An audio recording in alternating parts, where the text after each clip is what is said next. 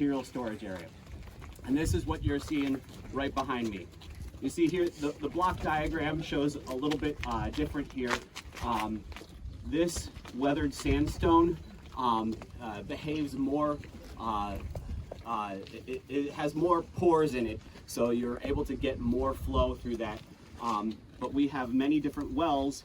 As you can see, these yellow pedestals behind me are the various wells that we have in the HMSA. And this is where we have, the DTSC has recently approved a pilot treatment for in-situ or in-place treatment.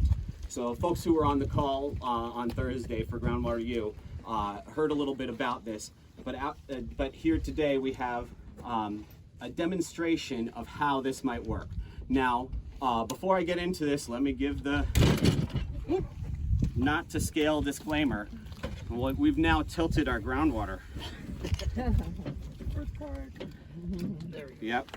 So, and obviously we have rice here. This is not rice out here. This is not to scale. This just demonstrates a few of the concepts that we're talking about. The media we have here is going to allow flow a lot more freely. So what you could think about this is you're really zooming down into, if you were seeing these pores in the ground, this would be really, really, really close. But what that allows us to do here is this lets us show you in a time scale of this half hour that I have with you lovely folks today, what's going on, as opposed to the months or years or longer treatment that we're doing up here. So let's see, how do we want to do this? I have practiced this with two hands. So Ryan, would you, why don't you see if we can add some of our TCE. So that's why we had red as the TCE. So we're gonna add some TCE.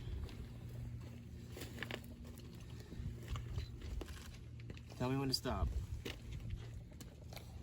So let's get it about halfway between the two, and then let's add some to the other well as well, because we want to be able to see some large plumes in here, and then we can show these two different methods that we were talking about.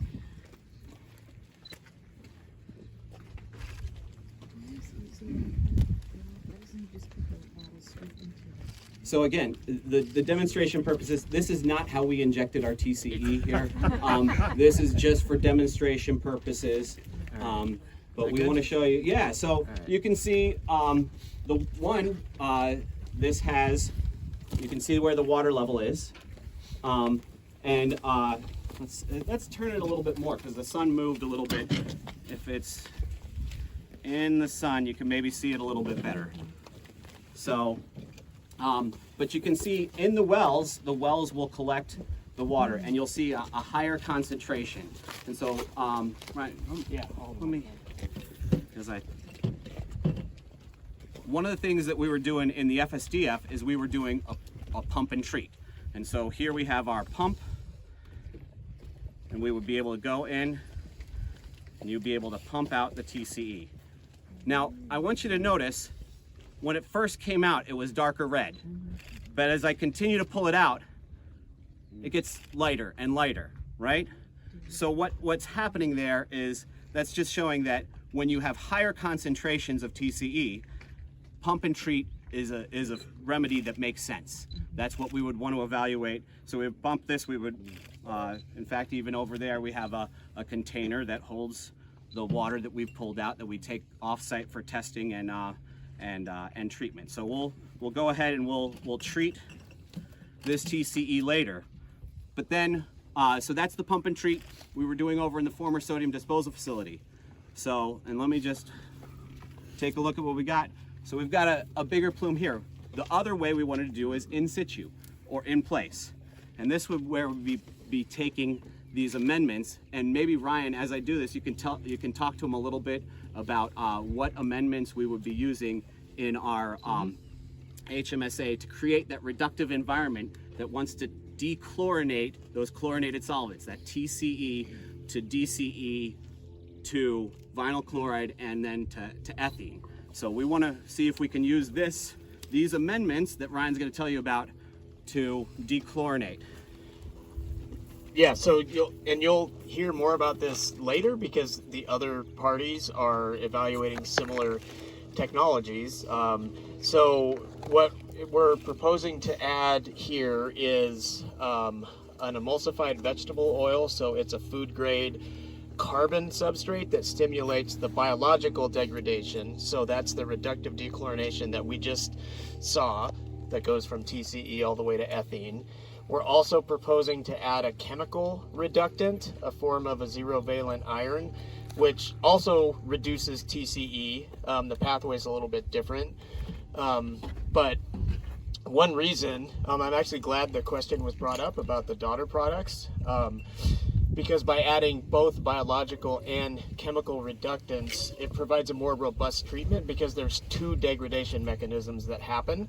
So it greatly reduces the chance of accumulating like vinyl chloride. It promotes degradation to the dissolved gases in a more robust manner. And so, yeah, what Josh just showed is, obviously it's very simplistic, but a well is put in the ground, the amendments are injected into that well, they disperse away from the well, and then the reactions start to happen over the course of weeks to months, and then we monitor periodically to see how it's going. And I wanted to show the injection well and the monitoring well. One of the other reasons we had two wells in this demonstration is we have the injection well where we know the influence, but we're not certain the extent of the influence of those amendments. And so when we have a second well here, maybe I can ask my lovely assistant, right, to go into the monitoring well, so this monitoring well, yeah. And then we can see, and we would be able to test, obviously here, I don't think the sphere of influence quite reached between the two of them, but as we start pumping in this demonstration, we might be able to extract some of those daughter products. Let's see, are we getting to blue yet? I think it's starting to, yeah. But this is another reason why we're conducting this as a pilot at a small scale, because we don't quite know what that sphere of influence is yet. And you can see on the diagram, the HMSA pilot test on the poster number 3, those red and those blue circles for the different areas that we're looking at. One of them is 15 feet, one of them is 20 feet. We want to understand what that sphere of influence for these amendments are so we can best design an in-situ treatment that would work here. And we're not presupposing that this is going to be the solution. We're testing it out, we're seeing how well it works, and then we are going to design that based on the information that we get from this pilot.